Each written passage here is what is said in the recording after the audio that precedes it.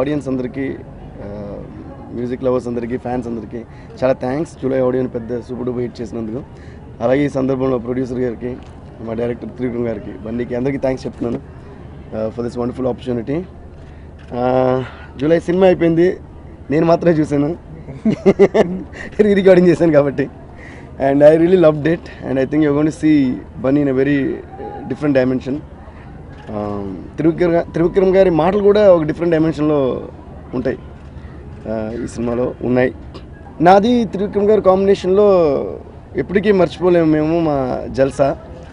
And it's fun working with Trivikram garu. First చెప్పాలంటే ఆయనతో work చేసిన ఒక ఫ్రెండ్తో పిక్నిక్ వెళ్ళినట్టు ఉంటుంది, నేను చెప్పాను. సో వర్క్ చేస్తున్న ఫీలింగ్ ఉండదు.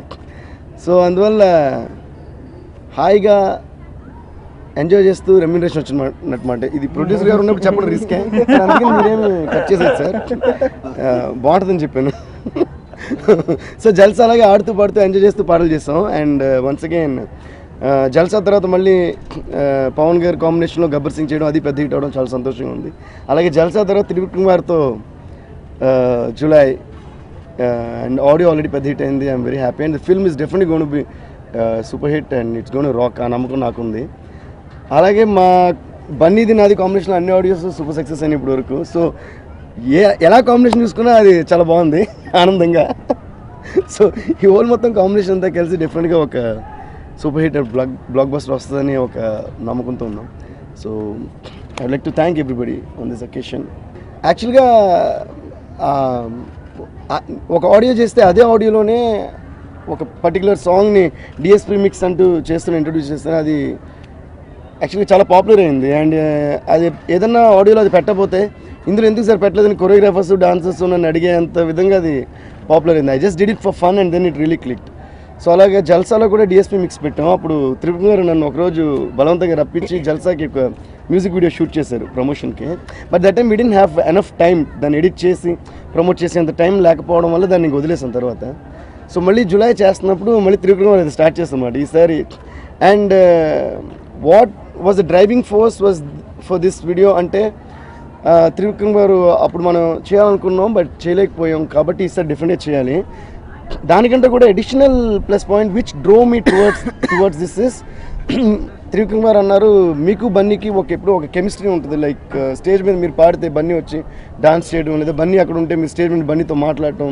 So audience also know that your good friends. So మీ ఇద్దరు కాంబినేషన్లో కూడా సాంగ్స్ అని డాన్సబుల్ అయిన ఉండటం. So he said all this will work out, it be very nice అని. సో ఆయన చెప్పిన తర్వాత అంటే ప్రాబ్లం ఏంటంటే ఆయన ఏం చెప్పినా కరెక్ట్ అనిపిస్తుంటుంది. So and Bunny is also there. So I thought okay it will be fun, ఒక జాలీగా ఉంటుందని చెప్పి. So all the credit goes to Trivikram గారు. యాక్చువల్లీ ఏంటంటే ఈ ప్రమోషనల్ సాంగ్ చేయడానికి one of the big reasons Devi and Trivikram గారు, వీళ్ళిద్దరు లేనిదే ప్రమోషనల్ సాంగ్ అవుతుంది. ఎందుకంటే ప్రమోషనల్ సాంగ్ చేయాలనే ఇంట్రెస్ట్ ఆయనకు ఉంది, నాకు ఉంది. అండ్ కరెక్ట్గా దానికి నేను ఒక్కనే ఒక ప్రమోషనల్ సాంగ్ చేస్తే ఎంతైనా నేను సాంగ్ చేస్తాననేది పెద్ద కొత్త విషయం కాదు. ఎందుకంటే ప్రతి సినిమాలో 5 పాటలు చేస్తాను. కానీ కొత్త విషయం ఏంటంటే ఒక ప్రమోషన్, అంటే సినిమాలో లేని ఒక సినిమాని ప్రమోట్ చేస్తానికి సినిమాలో లేని ఒక పాట, ఒక ప్రమోషనల్ సాంగ్ పకడో అనే సాంగ్ మీద నేను దేవి, ఎందుకంటే మేము ఇద్దరు అలాగో ఫ్రెండ్స్ కాబట్టి ఆ కెమిస్ట్రీ బాగా వర్కౌట్ అవుతుందని త్రివిక్రమ్ గారి ఐడియా అది. I think it is the right idea at the right time. So దాన్ని ఒక బాగా షూట్ చేసి we want to make a new trend out of that. And I hope sir we start this trend. అంటే generally music videos channels కూడా చెప్పేది ఏంటంటే material ఉండట్లేదు, మీరేమో ఫుల్ సాంగ్ ఇవ్వలేరు. కానీ సినిమా గురించి చెప్పాలంటే మెటీరియల్కి మాకు ఏదో ఒక మెటీరియల్ కావాలి ప్రమోషనల్కి. So I thought this is a nice opportunity. దేవితో నా ఇది almost 4th audio, already hat trick అయిపోయింది. ఆర్యా బన్నీ, ఆర్యా 2, దాని తర్వాత మళ్ళీ సెకండ్ హ్యాట్రిక్ స్టార్ట్ అవ్వబోతుంది. నిజంగా అంటే నేను ఎప్పుడు అనుకుంటూ ఉంటాను చాలాసార్లు, నాకు చాలా ఎక్కువ రీచ్ తెలియకుండా దేవి వల్ల వచ్చింది. ఎందుకంటే మన సినిమా కొన్నాళ్ళే ఉంటుంది కానీ మన పాటలు ఎక్కువ రోజులు మన సినిమాలో మన సినిమా రెగ్యులర్గా టీవీలో అయిపోయినా కానీ ఎవ్రీడే పాటలు టీవీలో కానీ లేదంటే రేడియోలో కానీ వెళ్తుంటాయి. సో జనాలు గుర్తు చేస్తూ ఉంటాం.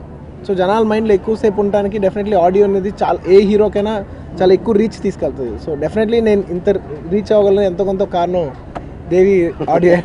సో ఆ విధంగా నేను చాలాసార్లు అనుకుంటున్నాను, thanks to Devi that you know నా రీచ్ ఇంత బెటర్ అయింది అని అనుకుంటున్నాను. ఎస్పెషలీ కర్ణాటక వేరే ఊరికి వెళ్ళినప్పుడు సార్ ఉంగులు ఆడియో దేవి వెరీ గుడ్ కేరళకి వెళ్ళినప్పుడు కానీ ఎక్కడికైనా వెళ్ళినప్పుడు అంటే అది ప్రతిసారి అనుకోకుండా అయింది ఐటమ్ నెంబర్ అనేది. ఈ సినిమాలో ఐటమ్ నెంబర్ సిచ్యువేషన్ ఏం లేదు. సో ఒక మాసీ సాంగ్ మాత్రం ఉంది, వస్తే వస్తే ఒక మాసీ సాంగ్ మాత్రం ఉంది. అది అనుకోకుండా ఐటమ్ నెంబర్ అయింది, కానీ ప్రతిసారి ఏదో ఒక మాసీ సాంగ్ చేయాలి మాత్రం ఫిక్స్ అయ్యాం. ఈసారి ఏంటంటే అమ్మాయి మీద కాకుండా అబ్బాయి మీద వెళ్ళాం మాసీ సాంగ్ అనేది. ఐటమ్ గర్ల్ బదులు ఐటమ్ బాయ్ వెళ్ళాం, ఆ బాయ్ నేనే. యాక్చువల్లీ ఏంటంటే నేను ఎప్పుడు నమ్మేది ఏంటంటే ఒక యాక్టర్కి ఒక ఫ్లేవర్ ఉంటుంది, ఒక డైరెక్టర్ దగ్గర ఒక ఫ్లేవర్ ఉంటుంది. వాళ్ళిద్దరు కాంబినేషన్ అంటే ఆయన ఇక్కడ ఉంటారు, నేను ఇక్కడ ఉంటాను, ఇద్దరు కలిసి ఒక అండర్స్టాండింగ్ పాయింట్కి వస్తే అది కొత్తతనం ఉంటుంది.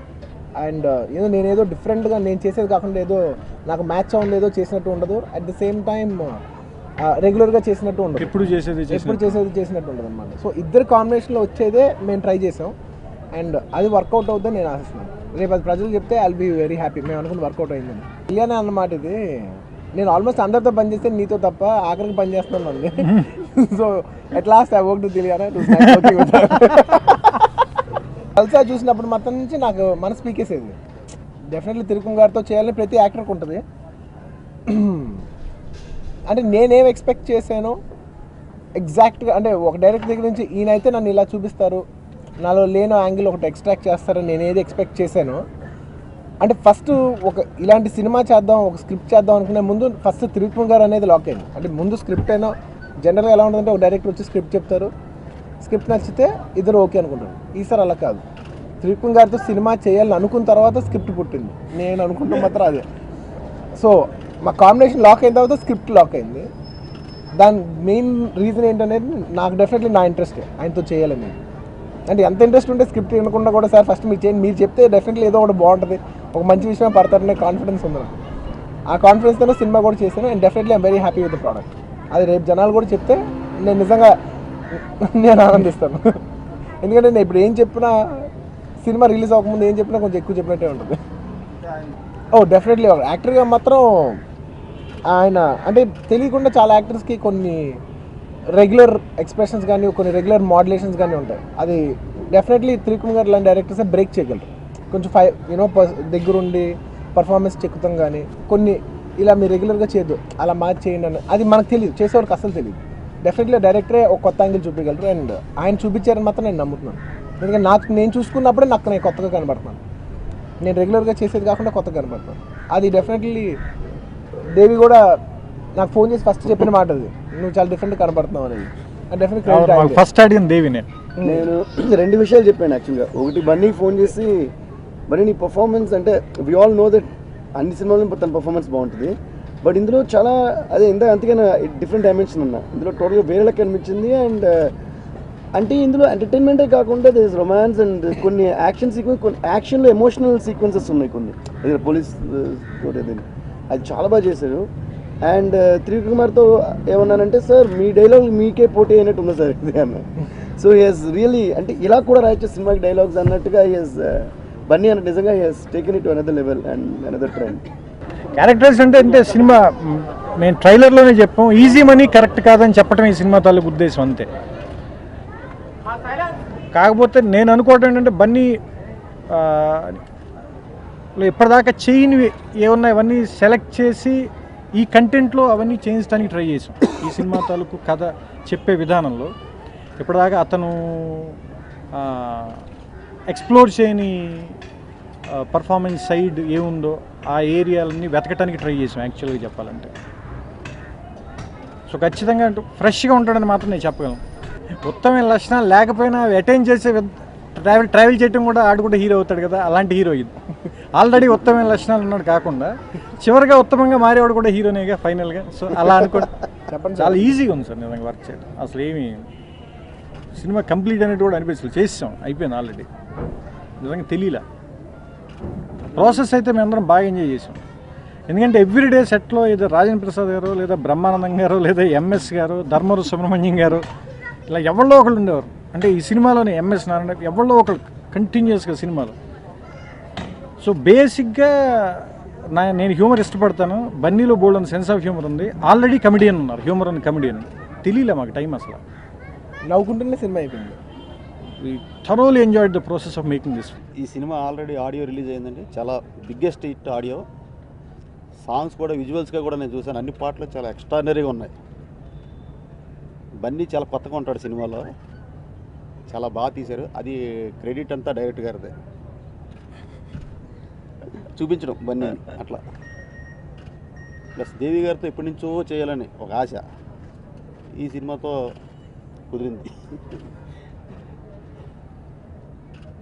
సినిమా చాలా చేసినంతసేపు సరదాగా జరిగిపోయింది షూటింగ్. ఇందాక ఏళ్ళు చెప్పారు, నేను చెప్దాం అనుకున్నా ఏళ్ళే చెప్పేశారు.